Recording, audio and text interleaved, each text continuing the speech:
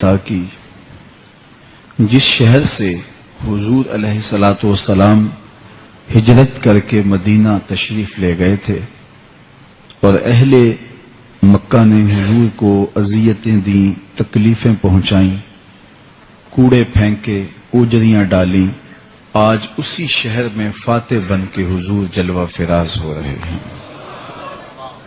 اور دن کتنا روشن تھا، کتنا شاندار تھا۔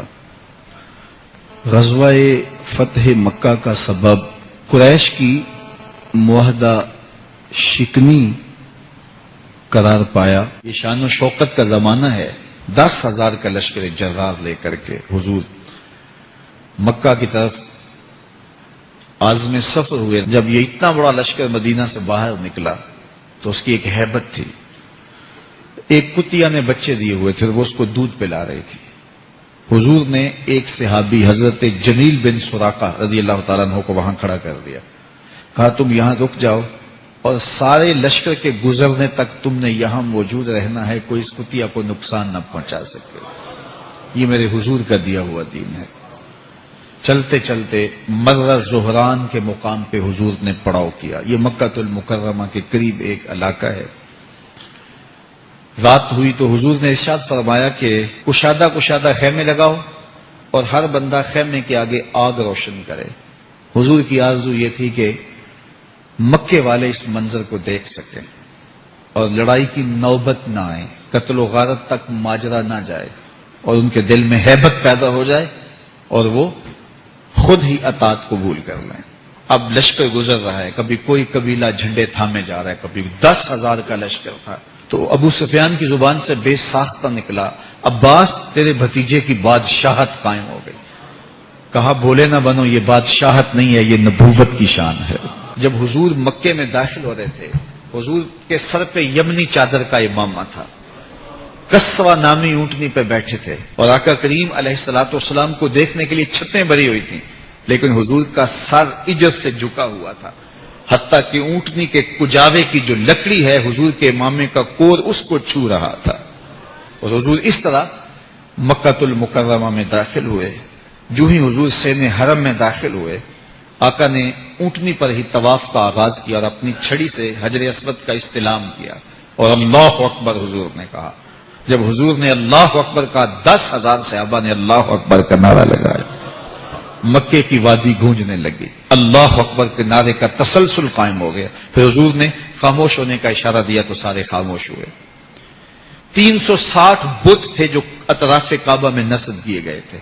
حضور چھڑی سے اشارہ کرتے اور جاء الحق و زہق الباطل پڑھتے اور وہ بت اوندا ہو کے گر پڑتا۔ اللہ اکبر۔ ادھر ظہر کا وقت ہو گیا، حضور فرمایا بلال کدھر ہے؟ حاضر کیے گئے۔ فرمایا کعبے کی چھت پہ کھڑے ہو کے اذان پڑھو۔ اللہ اکبر۔ بلال کعبے کی چھت پہ کھڑے ہو گئے۔ جب ہم اذان دیتے ہیں تو رخ کدھر کرتے ہیں؟ قبلہ کی جانب۔ اور اگر کوئی کعبہ کی چھت پہ کھڑا ہو تو وہ تو جدھر رخ کرے ادھر ہی قبلہ ہے۔ اب حضرت بلال اذان دینے کھڑے ہوئے، حضور طواف کر رہے تھے۔ اللہ اکبر۔ بلال ادھر گھومتے جا رہے ہیں جدھر حضور گھومتے چلے جا رہے ہیں۔ اذان ازل سے تیرے عشق کا ترانہ بنی، نماز تو اس کی دید کا ایک بہانہ بنی۔ اسی حرم کے صحن میں بلال حبشی کو مارا گیا تھا، انہیں اذیتیں دی گئی تھی شہر مکہ میں۔ آج سارے نیچے کھڑے ہیں، بلال حبشی اوپر کھڑا ہے۔ عزتوں کی معراج عطا کی گئی۔ حضور علیہ الصلوۃ والسلام تشریف لائے اور آقا کریم نے فرمایا کہ لوگوں بتاؤ تمہارا کیا گمان ہے میرے بارے۔ انہوں نے کہا آپ کریم باپ کے کریم بیٹے ہیں تو آپ سے ہمیں خیر کی توقع ہے، لیکن انہیں یہ تھا کم از کم ہمیں مکہ بدر کر دیا جائے گا۔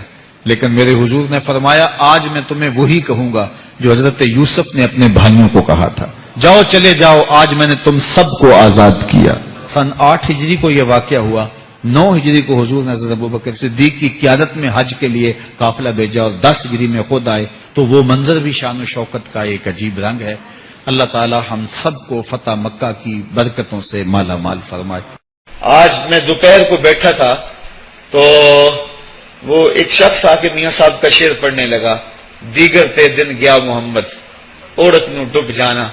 تو میری نظر چلی گئی، میں نے کبھی تو 10 بجے ہوں گے تو میں نے کہا صبح کے 10 بھی بج گئے ہیں اور پھر 12 بھی بج جانے ہیں، پھر ظہر بھی ہوگی، پھر دیگر بھی ہوگی، اور اس کے بعد پھر شام بھی ہو جانی ہے۔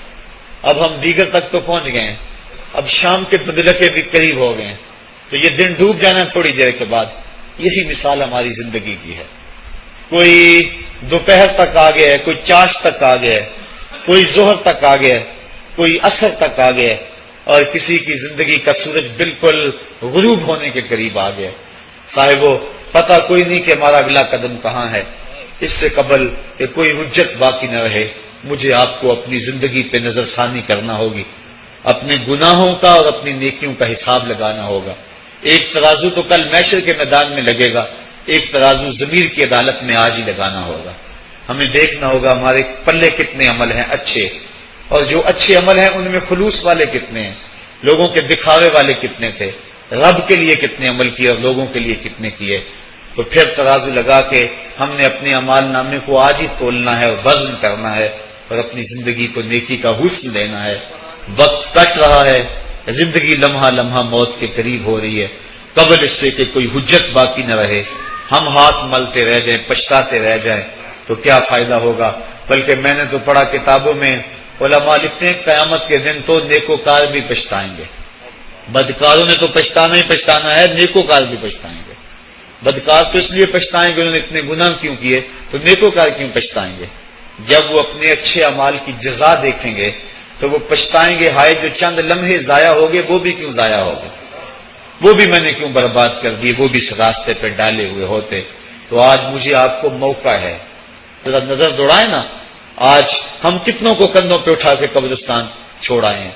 حضرت غوث اعظم رضی اللہ تعالیٰ عنہ فرماتے ہیں، جا کے قبرستانوں میں دیکھو کتنے کتنے حسینوں کی مٹی خراب ہو رہی، جو اپنے بدن پہ ایک چٹکی مٹی نہیں پڑنے دیتے تھے، آج ان کا کفن بھی تار تار ہو گیا ہے۔ جو اپنے کلف لگے کاٹن کو سلوٹ نہیں آنے دیتے تھے، آج ان کے کفن بھی ٹوٹ گئے ہیں اور ہڈیوں کے جوڑ جوڑ الگ ہو گئے۔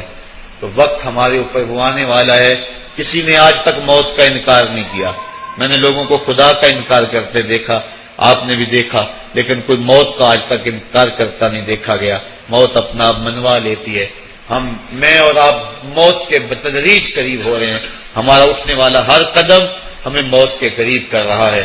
تو قبل اس سے کہ وہ وقت آ جائے اور کوئی حجت باقی نہ رہے اور ہم ہاتھ ملتے رہ جائیں، وقت پر کافی ہے ایک قطرہ بھی آب خوش ہنگام کا، جل گیا جب کھیت برسا می تو پھر کس کام کا، پھر تو پچھتاوا ہی ہوگا۔ آج ہم پچھتا لیں تاکہ زندگی میں حسن نیکی کا آ جائے۔ یہ میری آپ سے درد مندانہ اپیل ہے، گزارش ہے، اور میری آپ سے التماس ہے کہ یہ تھوڑی سی زندگی اللہ نے جو مجھے اور آپ کو ودیعت کی ہے، یہ بڑا تھوڑا سا عرصہ ہے، تھوڑا سا موقع ہے۔ یہ دنیا بوائی کا موسم ہے، آخرت کٹائی کا موسم ہے۔ جو بوائی کے موسم کو برباد کر بیٹھا ہے، کٹائی کے موسم میں اس کے ہاتھ کچھ نہیں لگتا۔ تو آج تک میں عمل ڈال لیں، آج ایک بیج ڈالیں گے، کل 70 کاٹ لیں گے۔ لیکن اگر آج کچھ نہ کیا، اپنی سانسیں برف کی طرح پگھلا دی، تو یہ اس شخص کی طرح ہے جو پھٹے پہ رکھ کے برف کہہ رہا ہے کہ میرے اوپر رحم کرو، اگر تم نے میرے سے برف نہ خریدی تو میرا راس المال بھی لٹ جائے گا۔ ہمارا راس المال سانسوں کی صورت میں لٹ رہا ہے۔ اللہ مجھے اپنی رحمتوں کا حصہ۔ گزارش کی جاتی ہے کہ اگر آپ ہمارے چینل پہلی بار دیکھ رہے ہیں اور ابھی تک آپ نے ہمارا چینل سبسکرائب نہیں کیا تو آپ ہمارا چینل ضرور سبسکرائب کر لیں اور ساتھ ہی لگے بیل کے بٹن کو بھی پریس کر لیں تاکہ آپ کے پاس فیوچر میں ہماری اپلوڈ ہونے والی مزید اسلامک معلوماتی ویڈیوز کا نوٹیفیکیشن بر وقت ملتا رہے۔